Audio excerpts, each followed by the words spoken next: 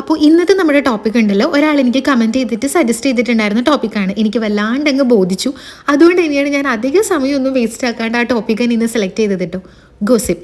എനിക്ക് ഉറപ്പാണ് നമ്മുടെ ലൈഫിൽ അറ്റ്ലീസ്റ്റ് ഒരു തവണയെങ്കിലും ആ ഒരു സംഭവം നമ്മൾ നേരിട്ടിട്ടുണ്ടായിരിക്കും അല്ലേ. പ്രത്യേകിച്ചും ഞാനെന്നൊക്കെ പറഞ്ഞു കഴിഞ്ഞാൽ ഒരു വില്ലേജ് ഏരിയയിൽ വളർന്ന ഒരു കുട്ടിയാണ്. അതുകൊണ്ട് തന്നെ എന്താ പറയുക, അവിടുത്തെ ആൾക്കാർ അറിയാലോ, നമ്മുടെ ഒരു സിറ്റീനെ അപേക്ഷിച്ച് നോക്കുമ്പോൾ ആ ഒരു വില്ലേജ് ഏരിയയിലുള്ള ആൾക്കാർക്ക് ഈ ഒരു സംഭവങ്ങളിൽ കുറച്ചും കൂടെ എന്താണെന്ന് എനിക്ക് അറിയാൻ പാടില്ല, ഒരു ത്വര ഇച്ചിരി കൂടുതലാണ്. അങ്ങനെ കുറച്ച് കൈൻഡ് ഓഫ് ആൾക്കാരുണ്ട്. അവർക്ക് അവരുടെ ലൈഫിലുള്ള കാര്യങ്ങൾ അറിയുന്നതിനെ പറ്റിയിട്ടും അവരുടെ കാര്യങ്ങൾ ചെയ്യുന്നതിനെ പറ്റിയിട്ടും കൂടുതൽ ആഗ്രഹവും കൂടുതലും ഇൻട്രസ്റ്റും ഒക്കെ അപ്പുറത്തെ വീട്ടിൽ എന്ത് നടക്കുന്നു, അപ്പുറത്തെ കുട്ടി എവിടെ പോകുന്നു, അവൾ എന്ത് ഇടുന്നു, അവൾ എന്ത് കഴിക്കുന്നു, ഇങ്ങനെ കുറേ കാര്യങ്ങൾ അറിയാൻ വേണ്ടിയിട്ടാണ് അല്ലേ.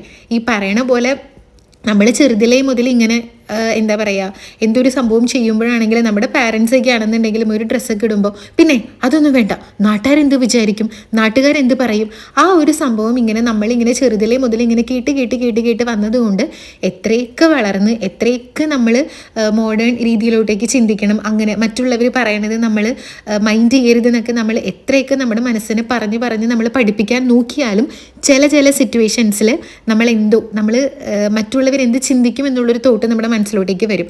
അത് സ്വാഭാവികമാണ്. കാരണം ചൊട്ടയിലെ ശീലം ചുടല വരെ എന്ന് പറയുന്നത് പോലെ ചെറുതിലേ നമ്മൾ ഇങ്ങനത്തെ ഒരു സംഭവമാണ് നമ്മുടെ മനസ്സിലോട്ടേക്ക് കയറിയിട്ടുള്ളത്. അത് മാറ്റിയെടുക്കുക എന്ന് പറയുന്നത് ഭയങ്കര ഡിഫിക്കൽട്ടായിട്ടുള്ള ഒരു ടാസ്ക്കാണ്. ഈ പറയണ പോലെ ഞാനും ഇപ്പം പല സിറ്റുവേഷൻസിലും കല്ലിവില്ലേ, അതായത് മൈൻഡ് ചെയ്യാതിരിക്കാറുണ്ട്. പക്ഷെ എന്നിരുന്നാൽ പോലും ചില സമയത്തൊക്കെ ചിലതൊക്കെ കേൾക്കുമ്പോൾ നമുക്ക് നല്ല രീതിക്ക് വിഷമമൊക്കെ വരാറുണ്ട്. ഇങ്ങനെയുള്ള ആൾക്കാരുണ്ടല്ലോ, അവരുടെ അടുത്ത് ഒരിക്കലും ഈ പരിപാടി നിർത്താൻ പറഞ്ഞു കഴിഞ്ഞാൽ അവർക്കത് പറ്റില്ല. കാരണം അവരുടെ ചോരയിൽ അത് അലിഞ്ഞു ചേർന്നു.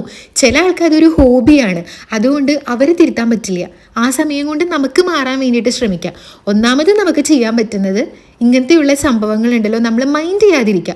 ഇങ്ങനത്തെയുള്ള ആൾക്കാരൊക്കെ ഉണ്ടല്ലോ, പ്രത്യേകിച്ചും ഇങ്ങനെ നമ്മളെ പറ്റിയിട്ട് എന്തെങ്കിലുമൊക്കെ പറഞ്ഞവർ പരത്തുന്നത്, ഒന്നില്ലെങ്കിൽ ഞാൻ ചിന്തിക്കാതാണ്, ഓക്കെ എന്നെ പറ്റിയിട്ട് ആരെങ്കിലും ഇങ്ങനെ പറയുന്നുണ്ടെങ്കിൽ ഞാൻ അവർക്ക് ചെയ്യാൻ പറ്റാതെ എന്തൊക്കെയോ ഞാൻ എൻ്റെ ലൈഫിൽ ചെയ്യുന്നുണ്ട്.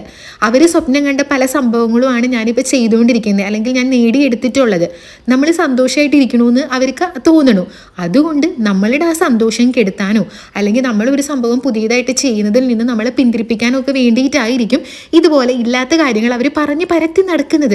അപ്പം നമ്മളൊരു അച്ചീവ്മെൻ്റ് ആയിട്ട് ഞാൻ അങ്ങനെ വിചാരിക്കാം, ഓക്കെ അപ്പോൾ അവർക്ക് പറ്റാത്ത എന്തൊക്കെയോ കാര്യങ്ങൾ ഞാൻ ചെയ്യുന്നുണ്ട്, അതുകൊണ്ടായിരിക്കുമല്ലോ അവരിങ്ങനെ പറഞ്ഞുകൊണ്ടിരിക്കുന്നത്. അപ്പം അങ്ങനെ നമ്മൾ പറഞ്ഞ് പഠിപ്പിക്കാൻ വേണ്ടി ശ്രമിക്കുക. അത്ര എളുപ്പമായിരിക്കില്ല, പക്ഷെ പോകെ ശീലമായിക്കോളും. അപ്പോൾ അതുകൊണ്ട് തന്നെ ഉണ്ടല്ലോ, ഇങ്ങനെ പറയുന്നത് അവിടെ കിടന്ന് പറഞ്ഞോട്ടെ. അവർ മെയിൻ ലക്ഷ്യം നമ്മൾ എന്തെങ്കിലുമൊക്കെ റിയാക്ട് ചെയ്യണം, നമ്മൾ അതൊക്കെ കേട്ടിട്ട് ഇങ്ങനെ സങ്കടപ്പെട്ടിരിക്കണം, കരഞ്ഞിരിക്കണം, അങ്ങനെയൊക്കെ വിചാരിച്ചിട്ടാണ്. അവർ പറയുന്ന കാര്യങ്ങൾ നമ്മൾ മൈൻഡ് ചെയ്യുന്നില്ല എന്ന്, അല്ലെങ്കിൽ നമ്മളത് എഫക്റ്റ് ചെയ്യുന്നില്ല എന്ന് അവർക്ക് മനസ്സിലായി കഴിയുമ്പോണ്ടല്ലോ, കുറേ കഴിഞ്ഞ് കഴിയുമ്പോൾ അവർക്കും എടുത്തിട്ട് അവർ പരിപാടി നിർത്തിക്കോളും. നിർത്താൻ വഴിയില്ല. ഈ പറഞ്ഞ പോലെ അവരുടെ ബ്ലഡിൽ അലിഞ്ഞ് ചേർന്നുകൊണ്ട് കുറേ കഴിയുമ്പോൾ അവർ വേറെ ആരെങ്കിലും പിടിച്ചോളും. കുറച്ച് ദിവസം, ഒരു 10 ദിവസം നമ്മളാണെങ്കിൽ അത് കഴിഞ്ഞ് കഴിയുമ്പോൾ അവർ വേറെ ആരെ തേടി പോകും. അതാണല്ലോ നാട്ടു നടപ്പ്. പിന്നെ ഇല്ലേ, ഒരിക്കലും നമ്മുടെ എന്തെങ്കിലും ഒരു പേഴ്സണൽ ആയിട്ടുള്ള കാര്യങ്ങൾ നമുക്ക് വിശ്വാസമുള്ള കുറച്ച് ആൾക്കാരുണ്ടല്ലേ, അവരോട് മാത്രം നമ്മൾ ഷെയർ ചെയ്യുക. വേറൊരു അയൽവക്കത്തുള്ള ആൾക്കാരും അങ്ങനത്തെ വേറൊരാളായിട്ട് നമ്മൾ ഷെയർ ചെയ്യാതിരിക്കുക. ഒരുപാട് പേരുണ്ട് നമ്മുടെ മുന്നിൽ വന്നിട്ട് ചിരിച്ച് ഭയങ്കര ഇതാക്കി വർത്താനം പറയുന്നു, നമ്മളോട് വിശേഷങ്ങളൊക്കെ ചോദിക്കുന്നു. അപ്പോൾ ആ ഒരു ചിരിയിലൊക്കെ മരിഞ്ഞ്, അയ്യോ ആ ചേച്ചിക്ക് നമ്മോട് എന്തൊരു സ്നേഹമാണ്, എന്ത് ചിരിച്ച് വർത്താനം നമ്മോട് പറയണമെന്നൊക്കെ ചോദിച്ചിട്ട് നമ്മളിങ്ങനെ മനസ്സ് തുറന്നിങ്ങനെ ഓരോന്ന് സംസാരിക്കും. അവരുടെ ഉദ്ദേശമൊന്നും അതായിരിക്കില്ല. ഓരോന്നിങ്ങനെ തുരന്ന് അറിഞ്ഞിട്ട് അപ്പുറം പോയിട്ട് പറഞ്ഞു കൊടുക്കുക. അത് നമ്മൾ പറഞ്ഞതൊന്നും ആയിരിക്കില്ല അവിടെ പോയി പറയുക, വേറെ എന്തെങ്കിലുമൊക്കെ കൂട്ടിയും കുറച്ചൊക്കെ ആയിരിക്കും അവർ പോയി പറയുന്നത്. അതുകൊണ്ട് ആവശ്യമില്ലാതെ ഒരു കാര്യങ്ങളും നമ്മൾ വേറൊരാളോട് ഷെയർ ചെയ്യേണ്ട.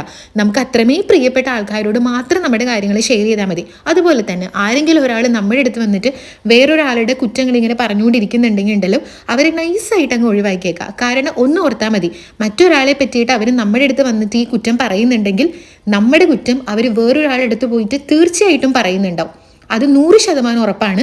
അങ്ങനെയുള്ള ആൾക്കാർ വന്ന് പറയുമ്പോൾ, ചേച്ചി എനിക്ക് ഇങ്ങനത്തെ കാര്യങ്ങൾ എനിക്ക് താല്പര്യമില്ല കേട്ടോ, അത് അവരുടെ ലൈഫ്, അവരെങ്ങനെയെങ്കിലും ജീവിച്ചോട്ടെ എന്ന് പറഞ്ഞ് നൈസായിട്ട് ഒഴിച്ചു വിട്ടേക്കാം. അങ്ങനെ പറയുമ്പോൾ ഓക്കെ, അവൾ വലിയ ആള്, അവൾക്കിതൊന്നും ഇല്ല, അങ്ങനെയൊക്കെ പറയുമായിരിക്കും. പക്ഷെ അത് മൈൻഡ് ചെയ്യേണ്ട. നമ്മൾ ഈ കേട്ട് കൊടുത്താലുണ്ടല്ലോ, ഇതേപോലെ നമ്മുടെ കുറ്റങ്ങൾ കേൾക്കാൻ വേണ്ടിയിട്ട് അപ്പുറം വേറെ ആരെങ്കിലുമൊക്കെ കേട്ടിരിക്കുന്നുണ്ടായിരിക്കും. അപ്പോൾ അതുകൊണ്ട് അങ്ങനെ വന്നാൽ നൈസായിട്ട് ഒഴിവാക്കി വിടാം. പിന്നെ ഈ പറയുന്ന പോലെ എല്ലാ സംഭവങ്ങളോടും നമ്മൾ റെസ്പോണ്ട് ചെയ്യാതിരിക്കരുത് കേട്ടോ. അതായത് ചില സംഭവങ്ങളൊക്കെ കേൾക്കുമ്പോൾ എപ്പ ഇത് ഞാൻ അറിഞ്ഞില്ലല്ലോ എന്നൊക്കെ ചിന്തിച്ചിട്ടുണ്ടല്ലോ. നമ്മുടെ ലൈഫിനെ ബാധിക്കുന്ന രീതിയിലുള്ള എന്തെങ്കിലും കാര്യങ്ങളാണ് ഈ പറയുന്ന ആൾക്കാർ പറഞ്ഞ് നടക്കുന്നതെന്നുണ്ടെങ്കിൽ ഡയറക്റ്റായിട്ട് അവരുടെ ഫേസിൽ പോയിട്ട് മുന്നിൽ പോയിട്ട് നമ്മൾ ചോദിക്കാനുള്ള ധൈര്യം നമുക്ക് ഉണ്ടാവണം. കാരണം അപ്പോൾ അവരുടെ വായ അടയും. അവരോട് പോയി ചോദിക്കുക, ഇങ്ങനെ പറയുന്നുണ്ടായിരുന്നല്ലോ, അത് നിങ്ങൾ എവിടെയാണ് കണ്ടത്, എങ്ങനെയാണ് കണ്ടത്, നിങ്ങൾക്ക് എന്തെങ്കിലും തെളിവുണ്ടെങ്കിൽ കാണിക്കുന്നു പറയാം. നമ്മൾക്ക് നമ്മളിൽ പൂർണ്ണ ബോധ്യം ഉണ്ടെങ്കിൽ പോയി ചോദിക്കണത് കൊണ്ട് കാര്യമില്ലല്ലോ. ഈ എല്ലാത്തിനും പോയിട്ട് ഇങ്ങനെ റെസ്പോണ്ട് ചെയ്യേണ്ട ആവശ്യമില്ല. പക്ഷേ ഈ പറയണ പോലെ നമ്മുടെ ലൈഫിനെ എഫക്റ്റ് ചെയ്യുന്ന, നമ്മുടെ ലൈഫിനെ ബാധിക്കുന്ന എന്തെങ്കിലും കാര്യങ്ങളാണെന്നുണ്ടെങ്കിൽ നമ്മളത് ചോദിച്ചേ പറ്റത്തുള്ളൂ. അതുപോലെ നമ്മളും ആരെ പറ്റിയിട്ട് ഇങ്ങനെയൊന്നും പറഞ്ഞ് നടക്കാതിരിക്കാൻ വേണ്ടി ശ്രമിക്കുക. കാരണം നമുക്കൊന്നും അറിയില്ല സത്യങ്ങൾ, ആരുടെയും ലൈഫ് നമുക്കറിയില്ല. അപ്പോൾ അത്രയേ ഉള്ളൂ.